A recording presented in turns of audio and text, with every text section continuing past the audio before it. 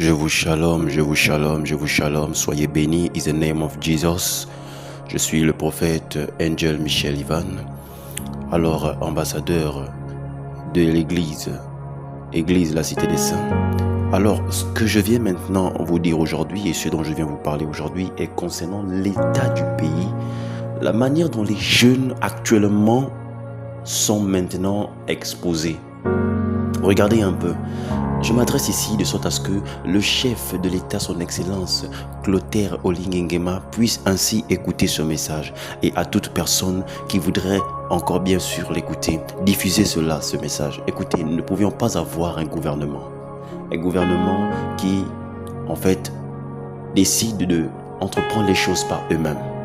Un gouvernement aux dépens d'eux-mêmes et non aux dépens du peuple. Écoutez, un gouvernement qui décide d'entreprendre et de s'approprier des biens du peuple et d'entreprendre les choses comme ils le font maintenant, ce n'est pas un gouvernement que l'on a besoin. Et nous aimerions que Olingue essaye d'entreprendre le changement de cet état de gouvernement. Les jeunes actuellement n'ont pas de travail.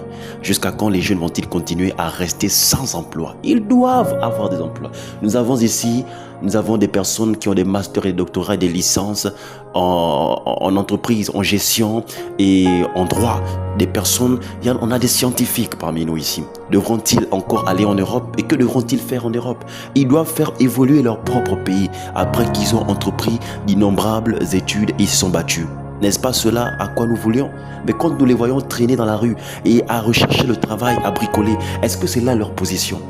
Nous ne pouvons pas être là à exposer la jeunesse ainsi. La jeunesse est une priorité pour nous. La jeunesse, elle est primordiale. Nous devons préserver et protéger la jeunesse et non l'exposer.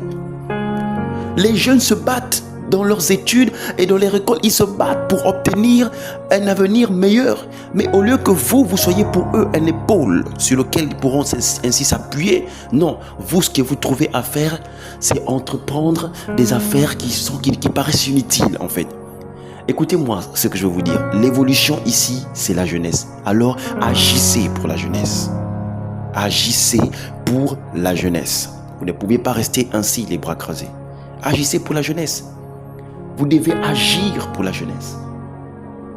Quand nous regardons ce qui se produit et ce qui se passe actuellement dans les quartiers, il faudrait vraiment que nous revoyions notre manière de développer dans ce pays.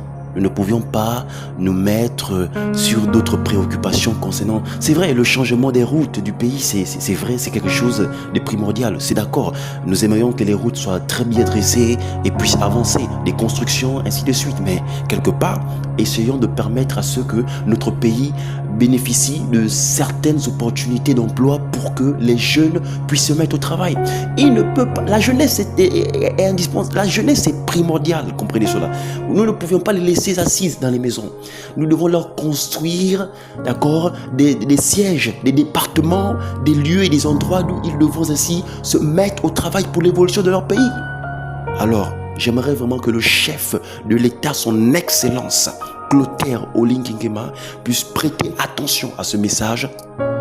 Que l'Éternel Dieu bénisse agréablement la jeunesse et que l'Éternel touche ce gouvernement qui n'agit pas essentiellement pour cette jeunesse-là et qui ne se met pas profondément à la place de ses parents et de cette jeunesse-là. Il faudrait véritablement qu'ils agissent et c'est vraiment primordial. Alors je vous dis shalom, soyez bénis, que la paix soit avec vous. In the name of Jesus.